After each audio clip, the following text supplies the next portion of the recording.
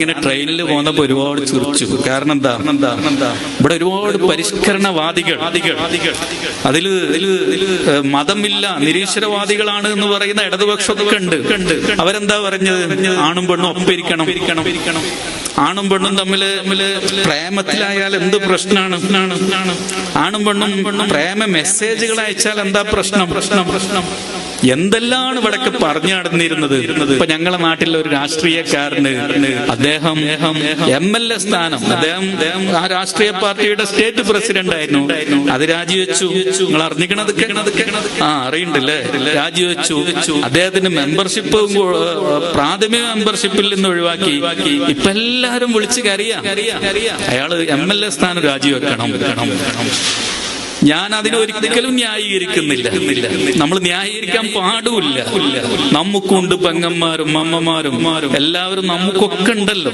അതുകൊണ്ട് നമ്മൾ ഒരിക്കലും ന്യായീകരിക്കുന്നില്ല. പക്ഷേ നിലപാടിൽ ഇരട്ടത്താപ്പ് പാടില്ല. നിലപാടിൽ ഇരട്ടത്താപ്പ് പാടില്ല. ഇതുവരെ സ്കൂളിലും കോളേജുകളിലും അടക്കം പെൺകുട്ടികൾ ചാറ്റ് ചെയ്താൽ എന്താ പ്രശ്നം? ലവ് ചിഹ്നം അയച്ചാൽ എന്താണ് പ്രശ്നം? അശ്ലീല മെസ്സേജുകൾ അയച്ചാൽ എന്താ പ്രശ്നം എന്നൊക്കെ ചർച്ച ചെയ്തവർ, ഒപ്പം ഇരിക്കണം എന്ന് വാശി പിടിച്ചവർ, പ്രേമിക്കുന്നത് ആഭിജാത്യത്തിന്റെ ഭാഗമായി കണ്ടവർ, അവിഹിത ബന്ധങ്ങൾ നടക്കുന്നത് ആധുനിക യുഗത്തിന്റെ ഒരു അഭിമാനമായി കണ്ടവർ ഇപ്പൊ എവിടെ പോയി? എന്തേ? ഒരാള് രാഷ്ട്രീയ പ്രവർത്തകനാകുമ്പോൾ അദ്ദേഹത്തിന് ഈ ആഭിജാത്യവും അഭിമാനവും വേണ്ടേ?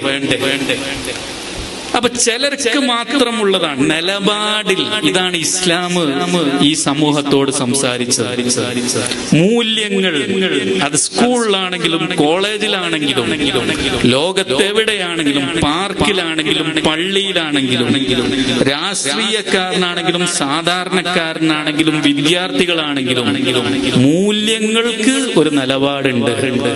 ആ നിലപാടിനെ കുറിച്ചാണ് ഇപ്പൊ കേരളത്തിൽ ചർച്ച ചെയ്യുന്നത്. ഈ നിലപാട് തന്നെയാണ് എല്ലായിടത്തും വേണ്ടിയത്. ഈ നിലപാടാണ് എല്ലായിടത്തും വേണ്ടിയത്. ഇതാണ് ഇസ്ലാം ഈ സമൂഹത്തെ പഠിപ്പിച്ചത്. സമൂഹത്തിൽ